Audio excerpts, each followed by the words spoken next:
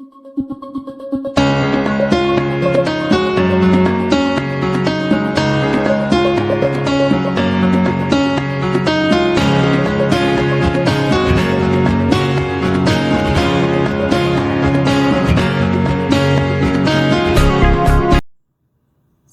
sejahtera.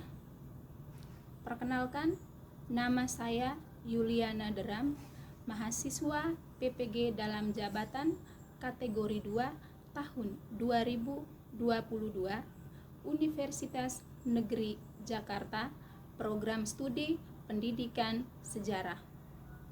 Berikut adalah video ujian kinerja dari praktik pembelajaran yang saya lakukan di sekolah tempat saya bertugas. Terima kasih. Salam. Selamat pagi anak-anak. Apa kabar? Baik. Sudah sarapan? Sudah. Ya, luar biasa. Ibu bilang, selamat pagi, kalian jawab pagi, pagi, pagi. Luar biasa. Oke? Oke. Baik. Selamat pagi. Pagi, pagi, pagi. Luar biasa. Tepuk tangan. Sebelum kita mengawali pembelajaran kita pada pagi hari ini, kita mengawalinya dengan doa. Kepada Ella, Ibu persilakan untuk memimpin kita dalam doa. Siapa adalah kita berdoa kepercayaan kita masing-masing. Kita salah doa kepercayaan yang saya yakini. Bismillahirrahmanirrahim. Alhamdulillahirabbil alamin. Arrahmanirrahim. Maliki yaumiddin. Iyyaka na'budu wa iyyaka nasta'in. Shiratal mustaqim. Shiratal ladzina an'amta 'alaihim ghairil maghdubi 'alaihim waladdallin. Terima kasih, silakan duduk kembali. Sebelum mengawali proses pembelajaran kita, Ibu absen terlebih dahulu. Yang bisa hadir? Siapa saja? Sandra kenapa? Eri? Sakit. Sebelum kita melanjutkan ke materi kita pada pagi hari ini, Ibu mau bertanya, masih ingat tentang pembelajaran kita pada minggu lalu? Masih. Pembelajaran kita pada minggu lalu terkait materi apa? Sumpah Pemuda. Iya. Sumpah Pemuda dan Jati Diri Bangsa Indonesia. Dengan materi kita pada pagi hari ini adalah pendudukan Jepang di Indonesia. Keterkaitan dari materi Sumpah Pemuda dengan pendudukan Jepang di Indonesia itu apa sebenarnya? Ada yang bisa memberikan jawaban atau masih mengingat materi kita pada minggu lalu dan mengaitkannya dengan materi kita pada hari ini? Tince? Kaitan materi sebelumnya dengan materi saat ini adalah materi kita minggu lalu tentang Sumpah Pemuda dan Jati Diri Bangsa Indonesia, di mana bangsa Indonesia bersatu untuk mengikrarkan Sumpah Pemuda pada masa penjajahan Belanda. Sedangkan materi kita pada hari ini terkait pendudukan Jepang di Indonesia, di mana bangsa Belanda menyerahkan wilayah jajahan Indonesia ke tangan Jepang. Iya, luar biasa. Tepuk tangan. Jadi pada masa Sumpah Pemuda dengan pendudukan Jepang, itu bangsa Indonesia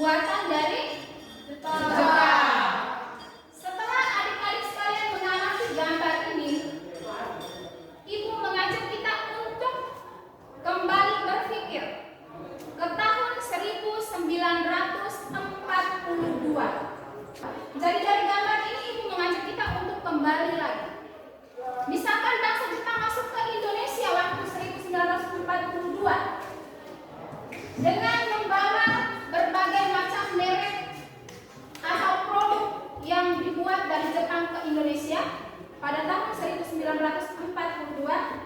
Respon bangsa Indonesia terhadap bangsa Jepang itu apa? Menerima dengan senang hati, karena mereka bisa membawa produksi alat-alat elektronik ke Indonesia. Tujuannya adalah untuk membangun Indonesia. Ya, itu dari gambar yang ini. Sekarang kita lihat gambar yang kedua.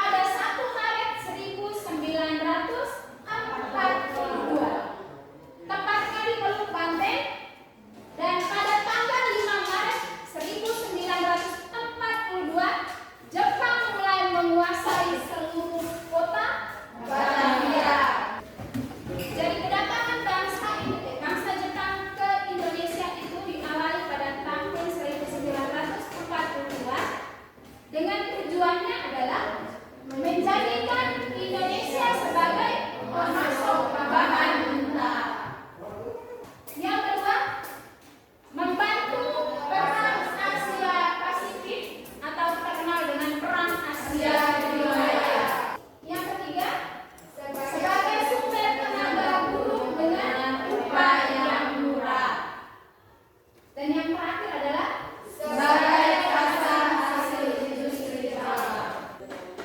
Dari penjelasan Ibu tadi, sekarang Ibu akan membagi kelompok. Kita akan berdiskusi. Ada 3 kelompok. Kelompok pertama, Ima, Erla, Rina, dan Tim. Silakan duduk di kelompoknya. Kelompok yang kedua, Jessie, Feni, Sura, dengan Ecen. Kelompok pertama membahas tentang macam-macam organisasi bentukan Jepang di Indonesia. Yang kedua itu respon bangsa Indonesia terhadap pendudukan bangsa Jepang. Dan yang ketiga itu dampak pendudukan Jepang di Indonesia. Sudah duduk per kelompok? Sudah duduk. Ya, kita akan membagikan LKPD ke masing-masing kelompok.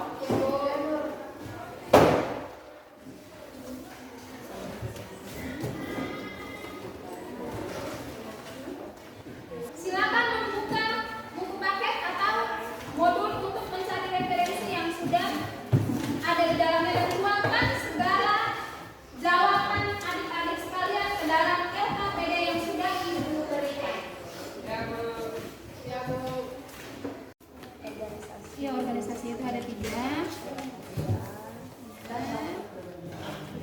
Ada semi militer dengan militer. Ya, jadi ada 3 jenis organisasi yang dibentuk oleh bangsa Jepang. Masih ada kesulitan? Tidak, Bu. Kelompok 3? Ya, Bu. Ada kesulitan? Tidak, Bu. Adakah dampak-dampak dari pendudukan Jepang yang tidak dipahami?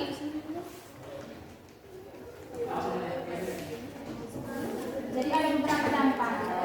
Bisa dilihat ada dampak di dalam bidang politik, sosial budaya, dengan bidang pendidikan.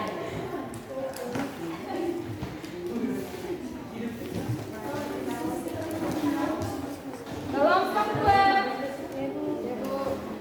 Ada kesulitan? Respon bangsa Indonesia terhadap pendudukan Jepang berarti terkait dengan perlawanan bangsa Indonesia terhadap bangsa Jepang. Ya.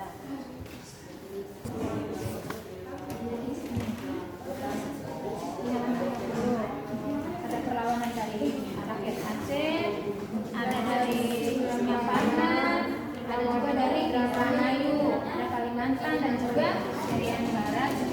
Itu ada peta dari Blitar. Dan silakan dikerjakan di dalam LKPD.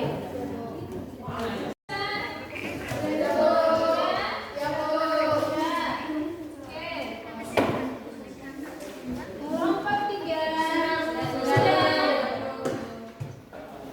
Setelah menyelesaikan diskusi dengan mengerjakan LKPD yang sudah Ibu bagikan, Ibu persilakan kepada setiap kelompok untuk mempresentasikan hasil diskusinya.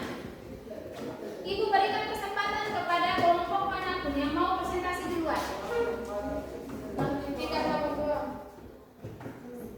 Ya.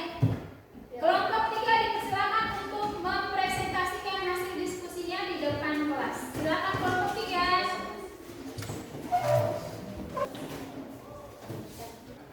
Kelompok 3 segera mempresentasikan hasil diskusinya. Baik, terima kasih atas kesempatan yang diberikan.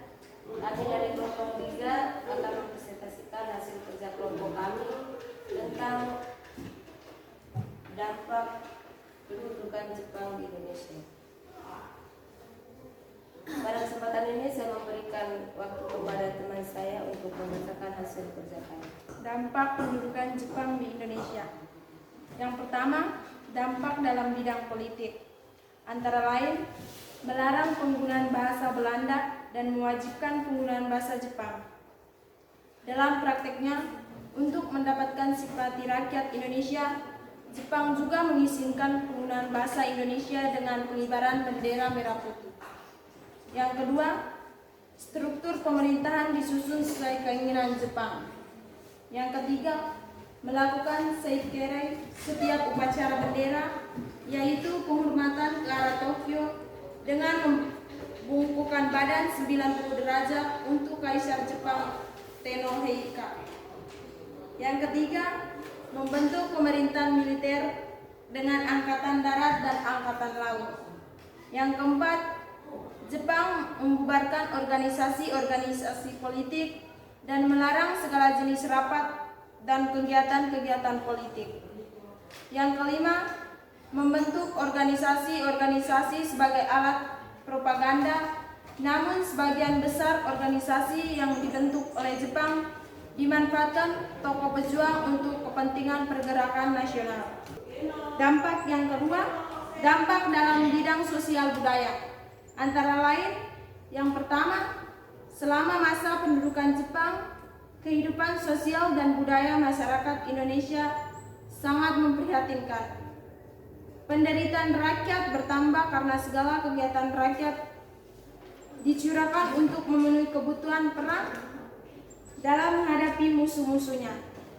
Terlebih, rakyat dijadikan pekerja romusa atau kerja paksa zaman Jepang, sehingga banyak jatuh korban akibat kelaparan dan penyakit.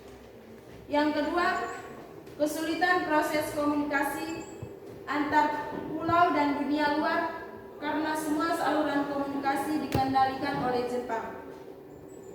Yang ketiga, semua nama-nama kota yang menggunakan bahasa Belanda diganti bahasa Indonesia seperti Batavia menjadi Jakarta dan Boitensor menjadi Bogor.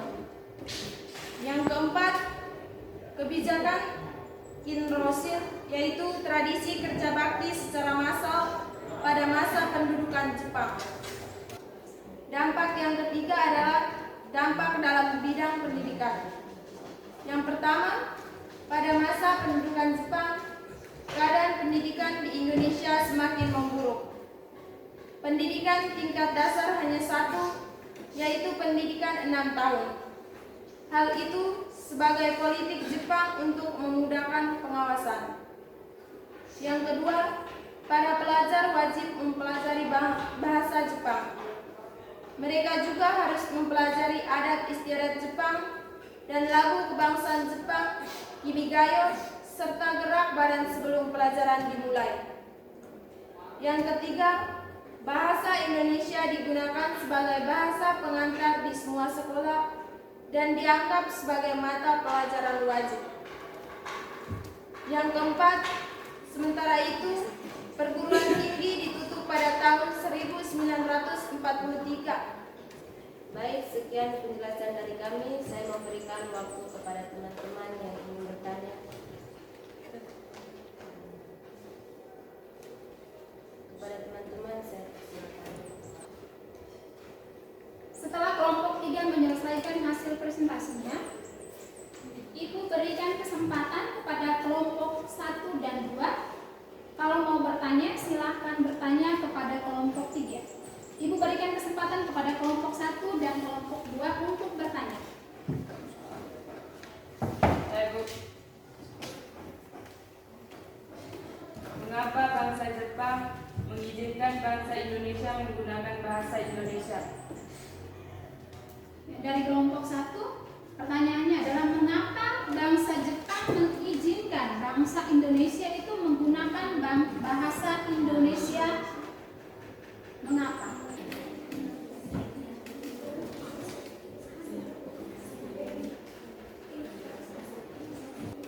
Baik, saya akan menjawab pertanyaan dari kelompok 1. Karena bahasa Indonesia di masa kependudukan Jepang saat itu digunakan sebagai masa media propaganda. Latar belakang Jepang melakukan hal yang seperti itu ialah karena di masa kolonial Belanda, penggunaan bahasa Indonesia dan nama Indonesia saat itu dianggap sebagai gerakan separatis, dan Jepang memanfaatkan hal tersebut agar Jepang dekat dengan rakyat Indonesia.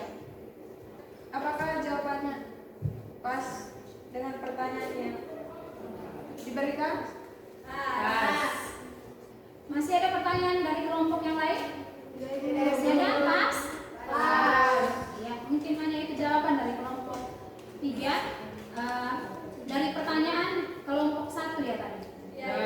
Jadi pertanyaannya adalah mengapa bangsa Jepang mengizinkan bangsa Indonesia menggunakan bahasa Indonesia? Alasan yang pertama adalah bahwa sebagai wadah propaganda, di mana bahasa Indonesia pada zaman kolonial Belanda itu dilarang, sedangkan pada zaman pendudukan Jepang itu diizinkan supaya bisa mengambil hati rakyat Indonesia, mengambil simpatinya dari rakyat Indonesia.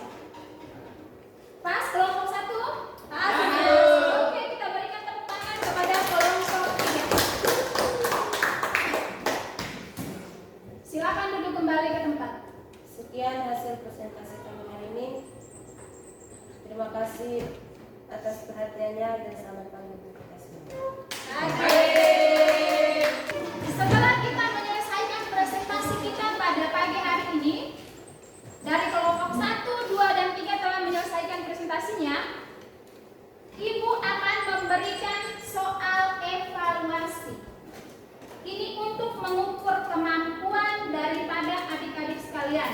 Jadi yang presentasi tadi itu diambil dalam kelompok, sedangkan soal evaluasi ini diberikan kepada peserta didik masing-masing untuk mengerjakannya secara individual.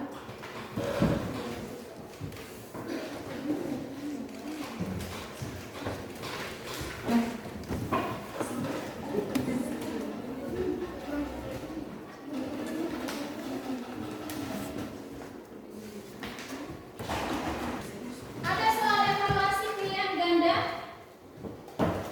Silakan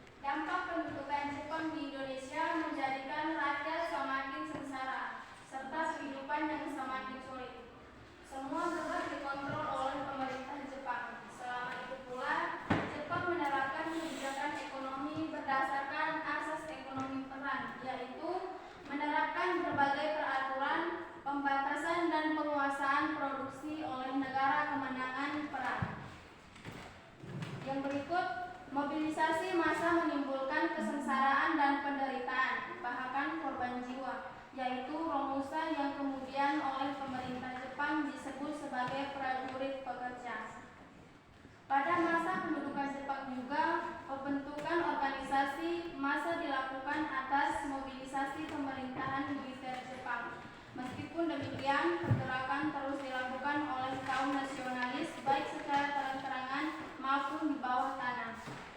Kita berikan tepuk tangan. Ada yang mau menambahkan? Batas. Ya, jadi Ibu berikan sedikit kesimpulan tambahan lagi dari Ella tadi. Dari kedatangan bangsa Jepang ke Indonesia dari tahun 1942 sampai 1945 bangsa Indonesia merdeka, Jepang telah memberikan beberapa dampak, baik positif maupun negatif. Di mana positifnya adalah Jepang mengizinkan bangsa Indonesia untuk menggunakan bahasa Indonesia. Terus yang berikutnya lagi, bangsa Jepang mengizinkan orang-orang Indonesia untuk mengenyam pendidikan. Tapi nilai negatifnya di sini adalah bahwa bangsa Jepang memanfaatkan orang-orang Indonesia untuk kepentingan dalam memenangkan perang Asia Timur Raya.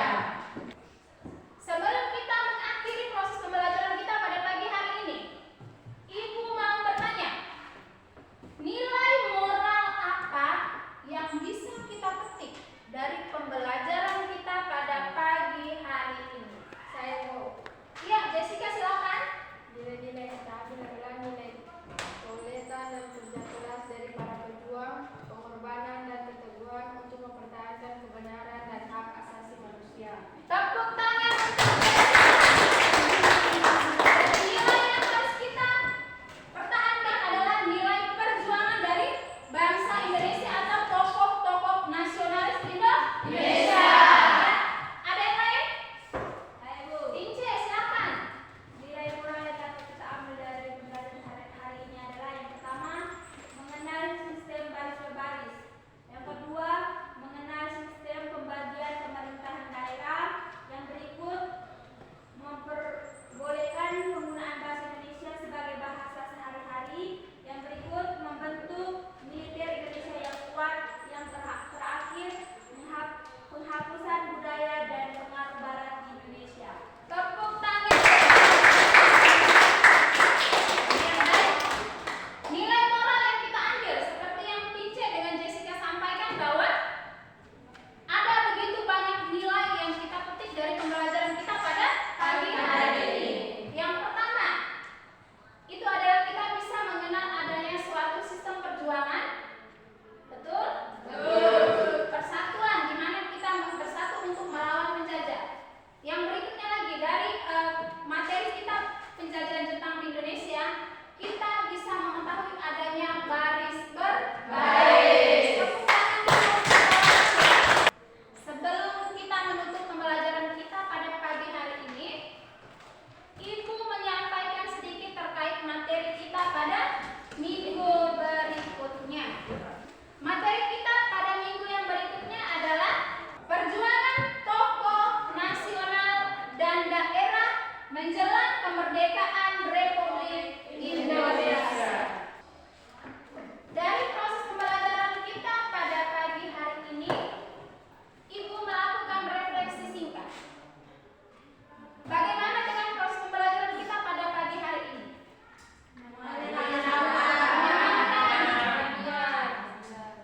Bahagia.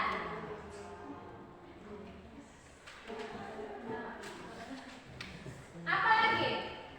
Atau ada yang tidak suka dengan pembelajaran kita pada pagi hari ini? Berarti pembelajaran kita hari ini adalah menyenangkan, membangkitkan semangat perjuangan, dan juga mencintai nilai-nilai yang terkandung di dalam Pancasila. Kita melihat lagi presentasi dari kelompok tadi. Menurut adik-adik yang terbaik itu dari kelompok mana? Semua. Tepuk tangan untuk semua kelompok telah memberikan presentasi yang terbaik, dan mari kita mengakhiri proses pembelajaran